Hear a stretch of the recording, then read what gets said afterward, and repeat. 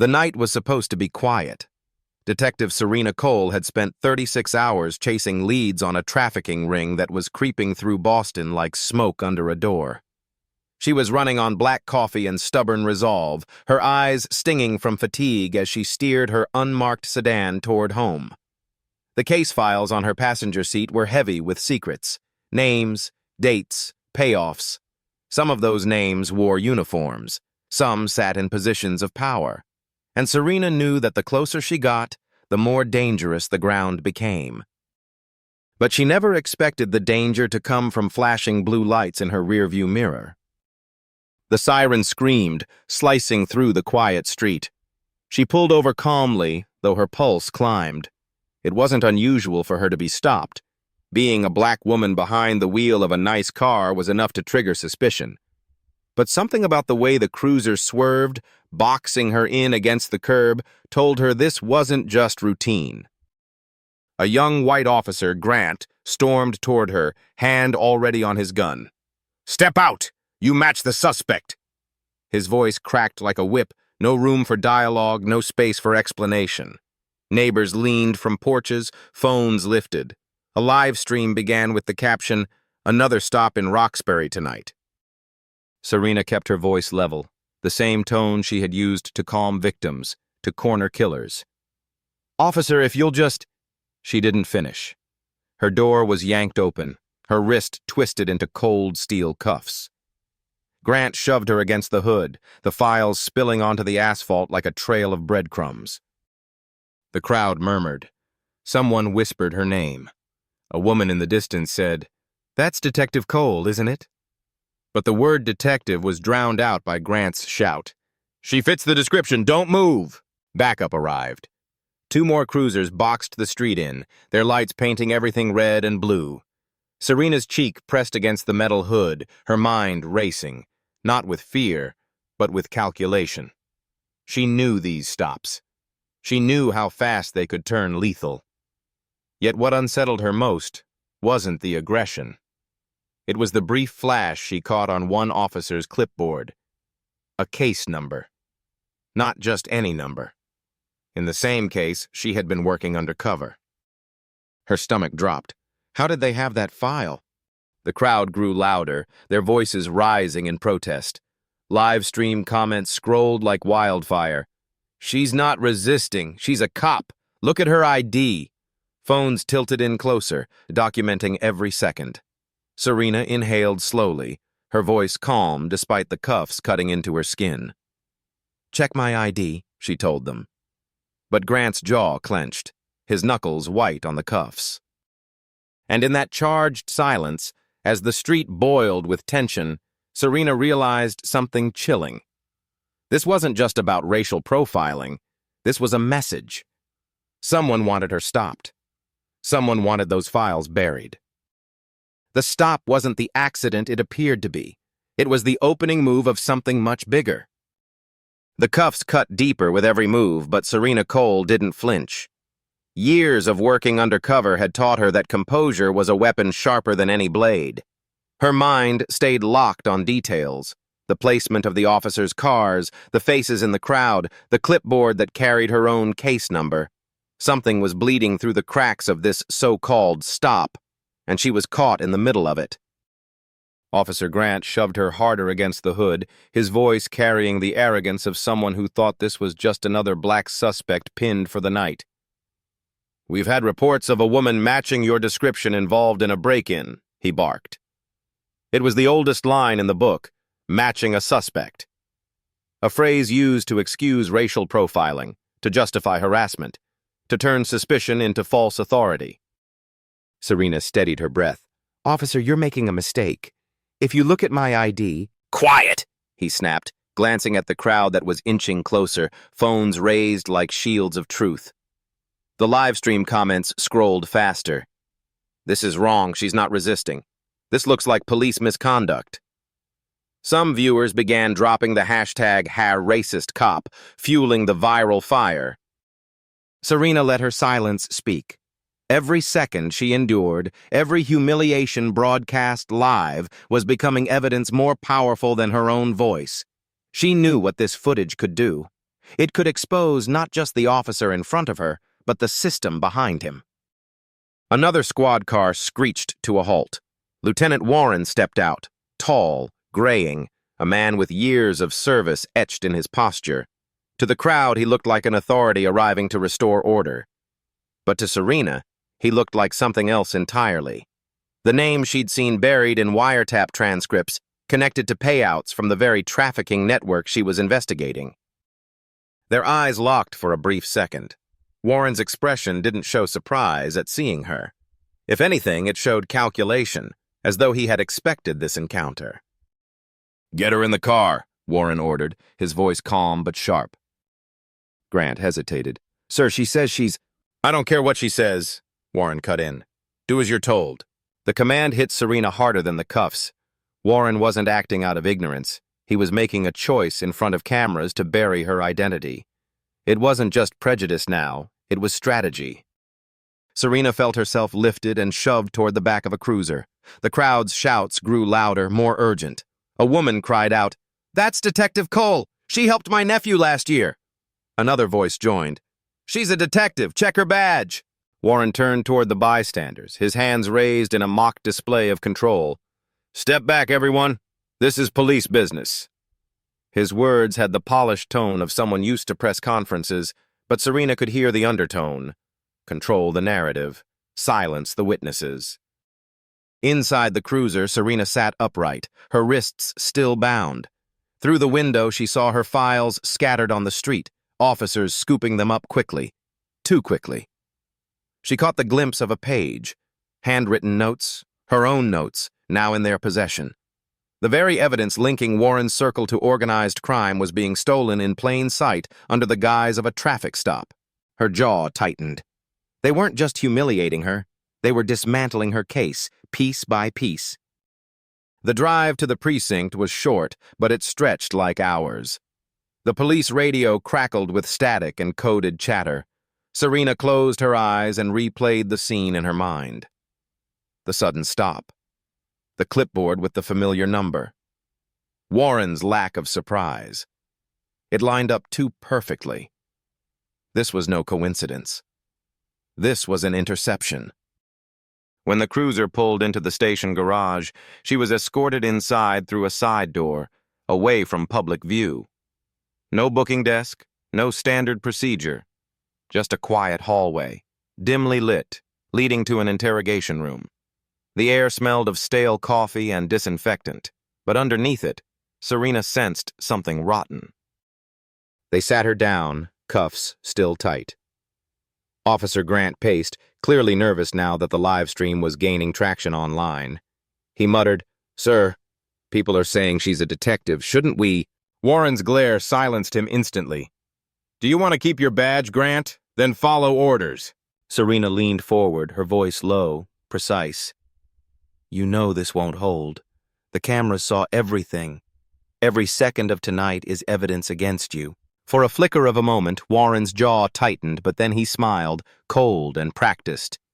"Evidence can disappear. Witnesses forget.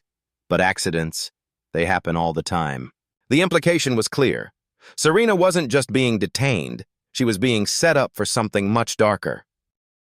A young officer entered with a stack of files, placing them on the table. Serena's heart skipped. She recognized the markings, copies of her own investigation, somehow pulled from internal systems she thought were secure. She had spent months tracing money from shell companies to police pensions, from traffickers to sergeants. And now, the very people she had exposed were holding the evidence. Grant looked uneasy. "Sir, where did these—" "Not your concern," Warren snapped. He turned to Serena, his eyes narrowing. "You've been digging where you shouldn't, Detective. That ends tonight." For the first time since the stop, Serena let a faint smile cross her face. Because while they thought they had her cornered, she knew something they didn't. The watch strapped to her wrist, a gift from her late partner, was more than a timepiece. It was a recorder, syncing live to a secure cloud server. Every word since her arrest was already stored beyond their reach. She sat back, calm, even as Warren's threats echoed in the room. To him, she looked like a prisoner. But to her, This was evidence stacking itself higher and higher, ready to collapse on the men who thought they owned the system. Outside the station, the live stream had gone viral. News outlets were picking it up, hashtags spreading like fire. Hash justice for Cole. Hash police corruption. Racist cop. The narrative was slipping from their control, and Serena knew it. All she had to do was survive the night. And survival, for Serena Cole, had never been optional. It was the core of her work, the reason she had dismantled syndicates that were supposed to be untouchable. But this time was different. This time the syndicate wore badges. She leaned forward again, her voice steady, as if daring Warren to strike first. "The question isn't whether I walk out of here," she said. "The question is, how many of you will still have badges when I do?" The silence that followed was heavier than the cuffs on her wrists. Because for the first time that night, Warren realized she wasn't afraid. She was preparing for war. The interrogation room hummed with fluorescent light, every buzz a reminder of how carefully the silence was being managed. Serena sat upright, wrists bruised by steel, but her posture told a different story. Calm, composed, unbroken. Grant shifted uncomfortably against the wall, his swagger eroding under the weight of what he was witnessing. He had signed up for an easy collar, a chance to flex authority over someone who couldn't fight back. Instead, he found himself standing in the presence of a woman who radiated more authority in cuffs than he carried in uniform. Lieutenant Warren paced like a predator. "You've been too noisy, Detective. Too curious. You don't get to question how we do business in this city. You don't get to expose brothers in blue." His words were aimed at intimidation, but Serena caught the slip. Brothers in blue. He wasn't talking about loyalty to justice. He was confessing loyalty to the network she had been tracking. "You're afraid of exposure," Serena replied evenly, her voice cutting through the stale air.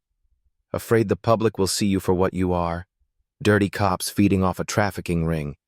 That's why you stopped me. That's why you stole my files." Grant's head snapped toward her, his expression flashing with doubt. "Trafficking ring?" he muttered. Warren shot him a glare so sharp it froze the younger officer in place. "Don't listen to her, she's fishing."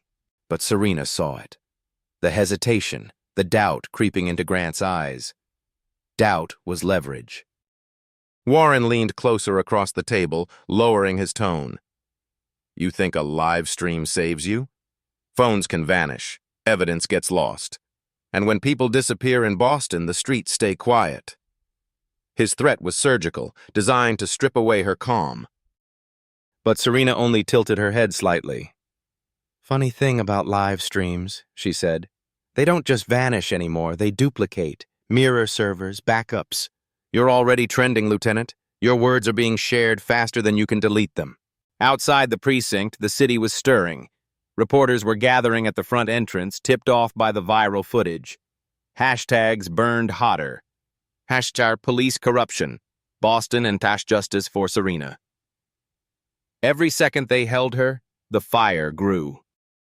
Inside, Warren tried to pivot. "Fine. Let's say you are a detective. That doesn't give you immunity from questioning." He gestured for the young officer to open another folder, one filled with blurred photos and doctored reports. "Look familiar? You were seen near a warehouse raid 2 weeks ago. Witnesses claim you tipped off suspects." Serena studied the photos. Grainy, convenient angles, fabricated. "That's sloppy work," she said. "Framing me won't stop what's already in motion." She tapped her cuffed wrist on the table deliberately, the motion small but defiant. "Every word you say is being recorded." For the first time, Warren's facade cracked. His eyes flicked to her watch, just briefly, but enough. He realized too late what he had overlooked. Grant stepped forward, his voice uneasy. "Sir, if she's telling the truth, we're in deep. Maybe we should call it." Warren slammed his palm on the table. "No! You're either with us or against us!" His voice echoed off the walls, carrying the desperation of a man losing control. The door creaked open and another figure entered. Sergeant Mills, older, worn, with a face that carried lines of conscience. He glanced at Serena, recognition in his eyes. "What's this?" he asked, his tone suspicious. "Arrest!" Warren snapped. Mills studied Serena for a beat too long, then softly to Warren, "She's Cole, major crimes. You're holding one of our own." The room froze. Grant's mouth fell open. Serena caught the flicker of panic in Warren's face, but then Warren leaned into the lie, his voice steady. "She's compromised. Internal Affairs flagged her months ago. She's been feeding information to suspects. That's why she's in custody." Serena almost laughed. The projection was textbook corruption. Accuse your accuser, paint her as the traitor. But Mills didn't look convinced. His gaze darted between Warren and Serena, conflict visible in his hesitation.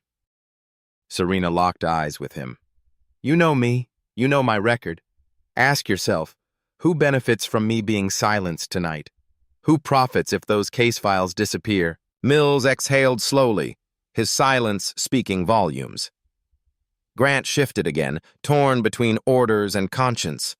The power dynamics in the room were tilting, fragile, ready to fracture. Suddenly, a phone buzzed on the table. Warren snatched it up. His voice dropped as he listened. "Yes, she's contained. Yes, the files too." His words hung heavy in the room, confirming Serena's suspicion. This wasn't just local misconduct. Someone higher was giving orders.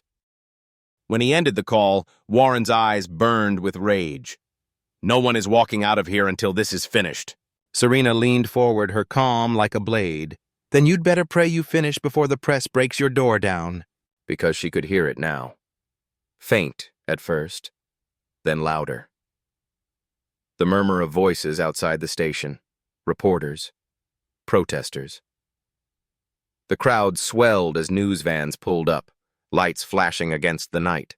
The walls of the precinct were closing in, not on her, but on the men who thought they controlled her fate. Serena's strategy was working. They wanted her invisible. Instead, she was becoming undeniable. Warren barked for the officers to move her to a holding cell. Grant hesitated again, then obeyed reluctantly, escorting her down the hall. Serena walked tall despite the cuffs, her every step measured, purposeful.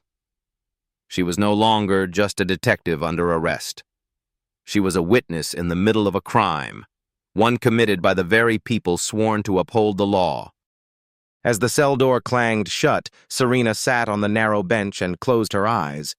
The recorder hummed on her wrist, capturing every betrayal, every confession. She wasn't defeated, she was gathering ammunition. And when the time came, that ammunition would blow a hole through the wall of silence that men like Warren had built. The clang of the cell echoed long after the door slammed shut, a sound meant to remind Serena of isolation, of defeat. But she didn't hear defeat. She heard time ticking, each second layering more evidence onto the recording strapped to her wrist. She sat straight, eyes fixed on the dim light above, as voices carried faintly through the walls. Warren barking orders, Grant pacing, Mills arguing in hushed tones. The corruption she had been tracing for months was no longer buried in files. It was unfolding live, around her, and the walls were thinner than the men outside realized. Minutes stretched. Then the sound of keys rattled at the door. It swung open, and Grant stood there, face taut, sweat shining on his forehead. His voice dropped to a whisper. "What you said about the trafficking, the payouts, is it true?" Serena held his stare. "You've seen the money move. You just didn't want to believe it. But now you're in the room where it happens." Grant swallowed, his jaw tightening. "They'll burn me if I speak." "They'll burn you if you don't," Serena replied, her voice calm, lethal in its clarity. "The cameras outside aren't here for me anymore. They're here for all of you. When the story breaks, you get to decide whether you're in the headline as a conspirator or as the officer who told the truth." The weight of her words lingered. Grant turned away, leaving the door ajar just long enough for Serena to glimpse the hallway beyond. Officers rushing, shredders running, files being destroyed. They weren't preparing a case. They were cleaning house. An hour later, Warren entered the cell, his face red with fury. He carried one of her files, the pages torn and scattered. You thought you were clever, Cole. You thought hiding behind a badge would save you. But tonight, the badge means nothing. He leaned close, his voice dropping to venom. The public doesn't know who to trust anymore.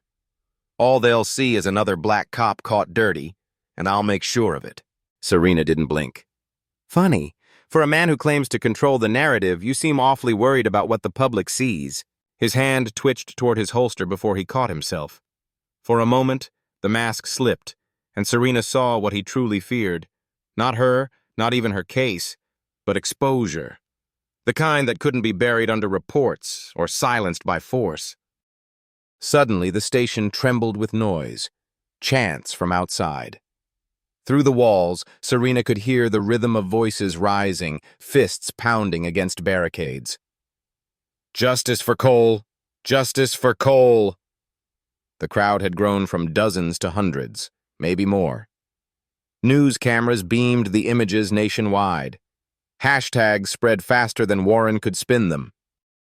Grant reappeared at the cell door, breathless. Sir, the mayor's office is calling. They want answers. The press is demanding to see her. Tell them she's in questioning, Warren snapped. They're not buying it, sir. CNN is outside. The words cracked the room like glass shattering. Warren's face drained. The plan had been to break Serena in silence, to bury her before anyone knew. Instead, the whole nation was watching, waiting for her to walk out alive. That was when Serena made her move. She leaned forward on the bench, her voice carrying through the cell bars with unshakable calm. The longer you hold me, the louder they get. The louder they get, the more Washington listens. You know what comes after that, Lieutenant? Federal oversight, DOJ, Civil Rights Division. And they won't just come for you, they'll come for everyone tied to this department. Her words landed like explosives. Mills, standing nearby, stiffened, his conscience torn wide open. He muttered, "She's right. This isn't containment anymore. This is a collapse."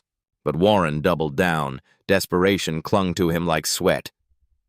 Lock her in the basement. No cameras, no reporters. If she doesn't exist, the story dies. Grant froze. Mills turned sharply. That's not procedure. It is tonight, Warren barked. Two officers moved toward Serena. She stood as they reached for her, her height and posture forcing them to meet her gaze.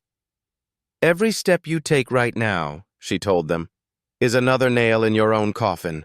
You're not escorting me. You're escorting your careers into the grave. For a second, hesitation. Then chaos.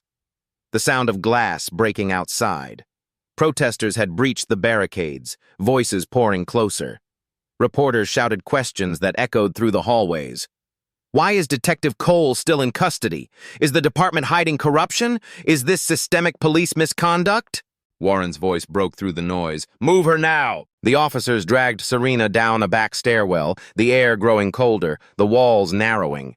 The basement smelled of damp concrete and fear, a place where files and people could vanish without a record.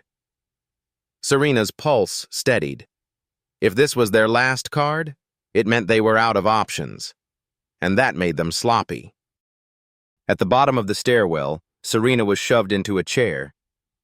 Warren loomed above her, his hand brushing the edge of his holster again. His voice lowered to a hiss.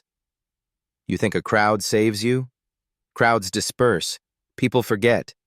And when they do, all that's left is you and me. But before he could continue, a sound broke through, a metallic ping from the intercom above. Static filled the air, followed by a voice, calm and steady. This is Channel 7 News reporting live from inside the Boston Police Department. We have obtained audio from Detective Serena Cole's arrest tonight. You're about to hear it. The room froze. Serena's lips curled into the faintest smile, because the watch on her wrist wasn't just recording. It had already transmitted everything. And the world was listening. The sound from the intercom sliced through the basement like a blade. Static gave way to Warren's own voice, captured raw, unfiltered, damning. Accidents. They happen all the time. Then, another clip. No one is walking out of here until this is finished. His threats echoed in the air, not just in the room, but across living rooms, news stations, and every device tuned in. Grant's face went pale. Mills shut his eyes, as if a weight he had carried for years finally crashed down. Warren, however, lunged for the intercom, shouting, "Kill the feed! Shut it off!" But there was no shutting it off. The genie was out. The watch had sent everything to Serena's encrypted server, and from there to multiple journalists. The corruption wasn't a rumor anymore. It was a confession. Serena leaned back in her chair, wrists still cuffed, but her presence towering. "Your words, Lieutenant. Not mine.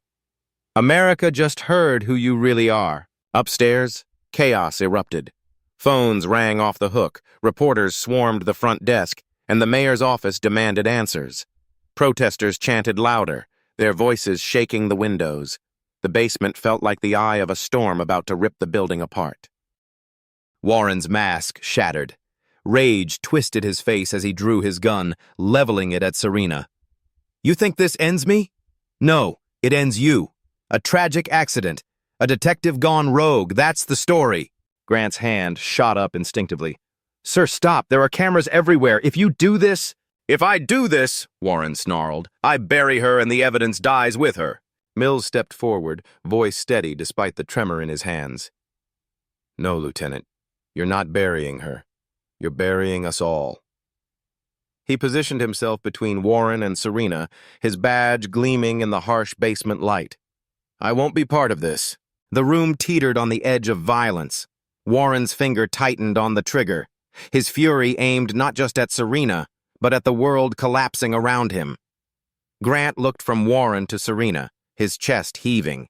And then, in a moment that would replay across the country, Grant stepped forward and shoved Warren's arm upward.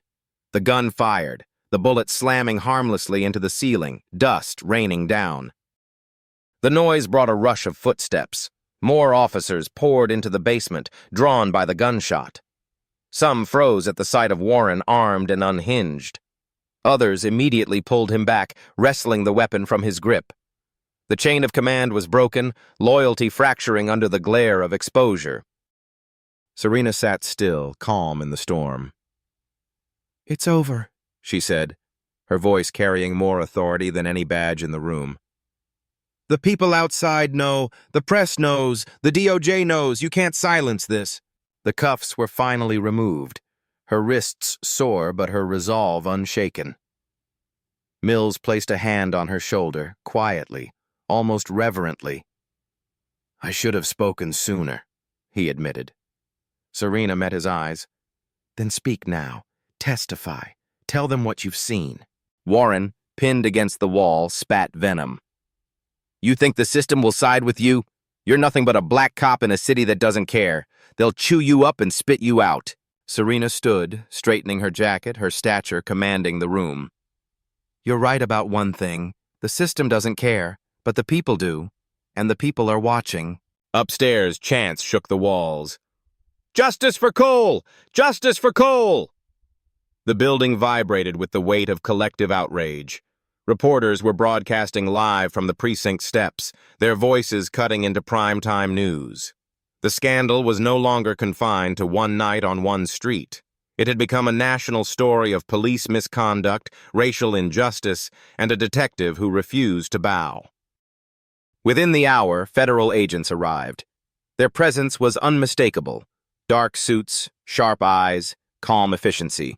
They swept through the station, gathering files, seizing computers, and placing officers under immediate suspension. Warren was dragged out in cuffs, the same humiliation he had inflicted on Serena magnified under the flash of cameras. His shouts of denial were drowned by the roar of the crowd outside. Grant, pale but resolute, stepped forward and told the federal agents what he had witnessed. Mills did the same. Others followed, one by one, peeling away from Warren's crumbling shield of silence. The blue wall fractured in real time, cracks spreading faster than anyone could patch. Serena watched it unfold with a quiet satisfaction, but not triumph. She knew this was only the beginning. Corruption ran deeper than one lieutenant or one officer. It was systemic, entrenched, but tonight had shifted the balance. Tonight proved that exposure was possible, that silence could be shattered if someone stood long enough in the storm. As she walked out of the precinct, floodlights bathed her in white. The crowd erupted, chanting her name, holding signs hastily scrawled with words like justice, truth, accountability. Cameras captured her face, calm, steady, unbroken. A black detective who had been cuffed, humiliated, threatened, still walked out standing taller than the men who tried to erase her. The climax wasn't just survival, it was a reversal. She wasn't the prisoner anymore, she was the witness, the catalyst, the voice. And as the microphones crowded around her, she spoke the words that would headline the night. Justice isn't a favor, it's a right. And no badge, no uniform, no lieutenant stands above it. The eruption of cheers drowned everything else. The night had turned. But deep inside, Serena knew one chilling truth. This wasn't over. The phone call Warren had taken earlier, the voice that ordered her contained, that voice hadn't surfaced yet. Somewhere higher, someone was still pulling strings, and that meant the war had only begun. The chant still echoed in Serena's ears long after she stepped into the waiting SUV escorted by federal agents. Outside, the crowd roared her name, but inside the vehicle, silence wrapped around her. The agent riding shotgun glanced back, his expression unreadable. "We're taking you to a safe location. You've stirred a hornet's nest." Serena leaned against the cold leather seat, wrists free at last, but skin still raw. She wasn't celebrating. She was calculating. Because for all the noise outside, her instincts screamed louder. The real fight hadn't even started. The agent slid a phone into her hand. "This was pulled from the precinct feed. You'll want to hear it." Static cleared, then a voice emerged. Not Warren's, not Grant's. Deeper, polished, authoritative. "Hold her. She's compromised. Make sure the files don't leave the building." Serena froze. She knew that voice. Assistant Commissioner Roland Hayes, a man who had built his reputation as a reformer, the public face of accountability in Boston. He had testified before the city council about reducing police misconduct, stood on podiums promising transparency. And yet, here he was, orchestrating her takedown from behind the curtain. Her pulse quickened, not with fear, but with fury. This wasn't just corruption at the street level. It reached into the very office sworn to clean it up. Back at the precinct, news anchors dissected the footage in real time. Warren's words, the gunshot, the attempted cover-up, all broadcast coast to coast. The Boston Police Department was burning in the court of public opinion. But Serena knew Roland Hayes wouldn't let himself burn. He would distance, deny, and deflect. And if she wasn't careful, she would be the scapegoat he used to survive. By morning, the headlines split in two directions. Some framed Serena as the heroic black detective exposing police misconduct. Others hinted at the commissioner's narrative, that she had gone rogue, that her methods were questionable, that perhaps she had staged the recording to elevate her case. Disinformation moved fast, seeded by people with power to lose. Serena didn't wait to react. She contacted the one person she trusted, investigative journalist Kara Mitchell, a relentless reporter who had exposed corporate fraud and lived to tell the tale. Kara answered on the first ring. "I saw the live stream. Tell me you're safe." "Safe enough," Serena replied, "but they're already spinning it. Hayes is behind this. I have his voice ordering me contained." Kara's tone sharpened. "Then we don't just release it, we build a wall of proof around it so no one can spin it away." That day, Serena sat across from Kara in a dim cafe, files spread between them. She laid out months of work. Money trails, wiretaps, undercover notes. Each piece pointed higher, beyond Warren, beyond Grant. Hayes's fingerprints were all over the shell companies funneling money into pension funds. Kara leaned in, eyes blazing. "This isn't just a story about a racist cop on a power trip. This is systemic rot, and Hayes is the face of reform. If we publish, it shakes the city." Serena's jaw tightened. "Then we publish." But the moment was short-lived. As Serena stepped out of the cafe, she felt eyes on her. A black SUV idled across the street. Tinted windows, no plates. It rolled slowly as she walked. She recognized the tactic. Surveillance, intimidation. Hayes was already moving his pieces. That night, her apartment lights flickered out for 2 seconds. A warning. When they came back on, a note was wedged under her door. You only scratched the surface. Watch your back. Serena stared at the words, her mind cold and clear. They wanted her scared, hesitant. But fear was fuel. If Hayes thought she would fold, he had underestimated her. The next morning, the mayor called an emergency press conference. Cameras crowded the hall. Hayes stood at the podium, his face grave, his voice dripping with practiced sincerity. We are aware of the serious allegations surrounding last night's events. Let me be clear. This department does not tolerate misconduct. An internal review is underway. The performance was flawless. To the untrained eye, Hayes looked like the man cleaning up a mess. But to Serena, every word was theater. He was the mess. And unless she struck fast, he would bury her again, this time under the weight of his polished reputation. Her phone buzzed with a text from Kara. Tonight, primetime, we air everything, be ready. Serena exhaled, steady. The response had begun. Night fell heavily over Boston, but the city didn't sleep. The anticipation of truth kept everyone awake. Reporters typing furiously, protesters filling streets, citizens glued to screens waiting for the next revelation. For Serena Cole, it was no longer about surviving a corrupt stop. It was about dismantling the system that had engineered it. She stood backstage at the newsroom, the hum of lights and cameras buzzing like electricity in her veins. Kara Mitchell adjusted her earpiece, eyes sharp. This is prime time. Once we roll, there's no taking it back. Serena's voice was low but steady. That's the point. Hayes has been playing reformer while feeding corruption. Tonight, we tear off the mask. At exactly 8 o'clock, the broadcast opened.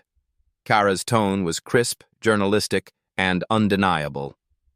What began as a traffic stop has become something much larger. Tonight, we reveal exclusive audio and financial records implicating Boston's own Assistant Commissioner Roland Hayes in systemic police corruption.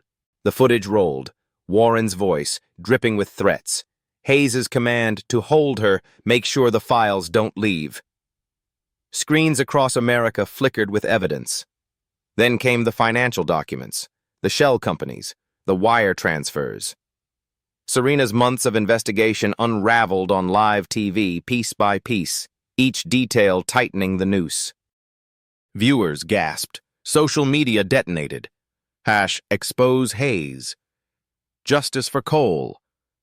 #police corruption. The story was no longer Serena's alone. It belonged to a nation weary of excuses, hungry for accountability. But Hayes wasn't about to fold quietly. Within minutes of the broadcast, he appeared at his own hastily arranged press conference. Flanked by uniformed officers, he painted himself as the victim of a smear campaign. These so-called recordings are taken out of context. Detective Cole has a history of overstepping her authority. We will not allow rogue individuals to tarnish this department's integrity. The performance was slick, polished, and dangerous. For a moment, the narrative wavered. Two competing versions of truth battling for supremacy. Some networks played both feeds side by side, anchors debating who to believe. Then Serena stepped into the studio lights. She looked directly into the camera, no notes, no teleprompter, just the raw steadiness of a woman who had nothing left to lose. Commissioner Hayes says I'm a rogue. Fine. I'll be rogue if it means standing against a system that profits off human misery.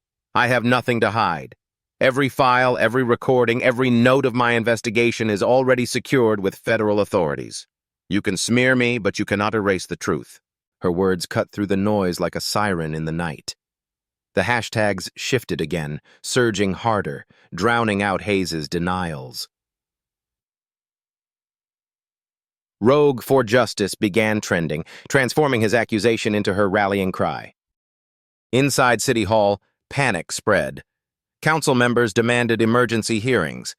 The mayor, once aligned with Hayes, suddenly distanced herself, promising cooperation with the Department of Justice. Hayes's allies evaporated in real time. But Serena knew cornered men were dangerous. That night, as she left the studio, another SUV tailed her, its headlights dark until the last moment. It swerved aggressively before peeling off, a silent warning that Hayes still had reach. Serena didn't flinch. Instead, she called Kara. "We're doubling down. Tomorrow we will release the full files. No summaries, no redactions. The public gets everything." The next morning, servers went live. Thousands of pages of documents, audio, bank records, all downloadable, all traceable. It was the kind of transparency that corruption couldn't survive. By noon, federal subpoenas rained down.